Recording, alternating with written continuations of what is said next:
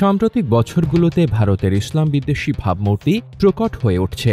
মূলত হিন্দুত্ববাদী রাজনৈতিক দল বিজেপির প্রধানমন্ত্রী নরেন্দ্র মোদীর গত এক দশকের শাসনামলে এটি ভয়াবহ রূপ ধারণ করেছে।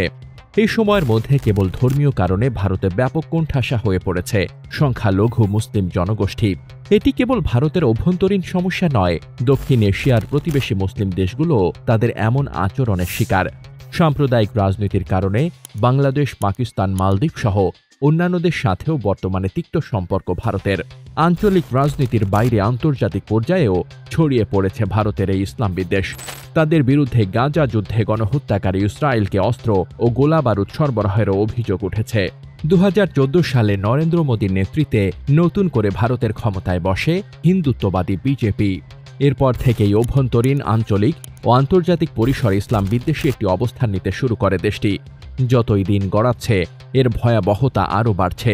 29 এপ্রিল বিবিসির এক প্রতিবেদনে বলা হয়, এক দশক আগে মোদী ক্ষমতায় বসার পর থেকেই এক অশান্ত যাত্রা শুরু হয় ভারতের 20 কোটি মুসলিমের। কেবল ধর্মীয় কারণেই বৈষম্য, নিপীড়ন ও নিরাপত্তাহীনতায় ভুগতে হচ্ছে তাদেরকে।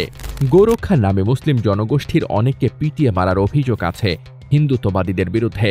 মসজিদ সহ মুসলিমদের ধর্মীয় স্থাপনা দখল ও ভাঙচুর, তাদের ঘরবাড়ি, দোকানপাট ও ব্যবসা প্রতিষ্ঠান দখলের ঘটনা হরহামেশাই ঘটছে সেখানে।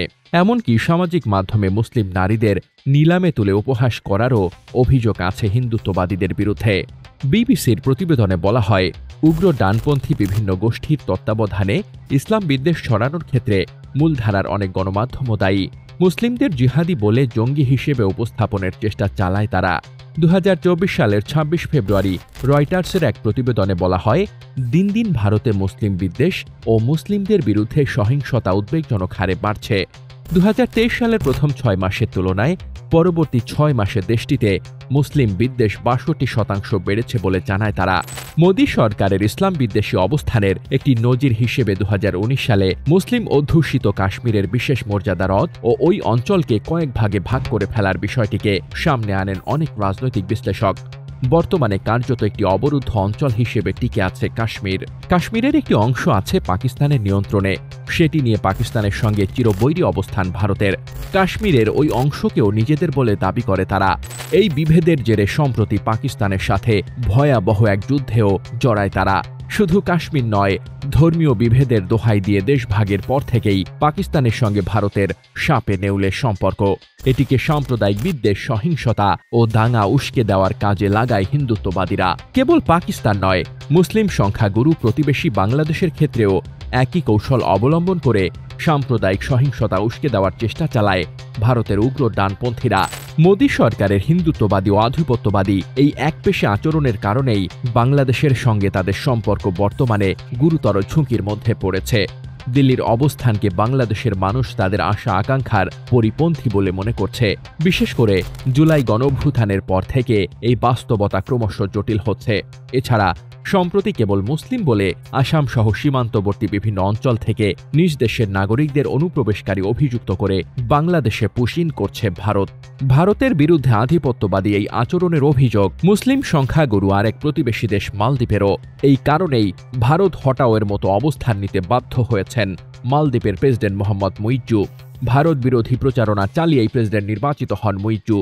কেবল আঞ্চলিক পরিমণ্ডলেই আটকে নেই হিন্দুত্ববাদী ভারতের ইসলাম বিদ্বেষী কার্যকলাপ, আন্তর্জাতিক পরিসরেও এই বিষ বাষ্প ছড়াচ্ছে তারা।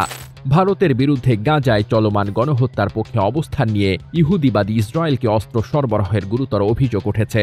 আল জাজিরা সহ আন্তর্জাতিক বিভিন্ন সংবাদ মাধ্যম এ সংক্রান্ত একাধিক প্রতিবেদন প্রকাশ করেছে। এসব প্রতিবেদনে গাজা যুদ্ধের মাঝেই ভারত ইসরায়েলকে বিভিন্ন সক্ষমতার ক্ষেপণাস্ত্র, রকেট, বিস্ফোরক ও গোলাবারুদ সরবরাহ করেছে বলে উল্লেখ করা হয়। 2024 সালের 26 জুন আল জাজিরার এক প্রতিবেদনে বলা হয়, ওই মাসের শুরুতে গাজায় নুসাইরাতে জাতিসংঘের একটি শরণার্থী শিবিরে হামলার পর সেখান থেকে ভারতের তৈরি করা ক্ষেপণাস্ত্রের নমুনা পাওয়া যায়। এতে লেখা ছিল মেড ইন ইন্ডিয়া। একই প্রতিবেদনে আল জাজিরা জানায়, 15 মে ভারতীয় অস্ত্র সরঞ্জাম নিয়ে ইসরায়েলে যাচ্ছে এমন অভিযোগে একটি জাহাজকে নিজেদের বন্দরে ফিরতে দেয়নি স্পেন। নির্ভরযোগ্য সূত্রের বরাত দিয়ে আল জাজিরা আরও জানায়, ওই জাহাজে ভারত থেকে বয়ে নেয়া বিস্ফোরক ছিল। গাজায় বেসামরিক মুসলিমদের হত্যার পক্ষে মানবতা বিরোধী এই অবস্থানের জন্য সারা বিশ্বেই ব্যাপক সমালোচনার মুখে পড়তে হচ্ছে ভারতকে।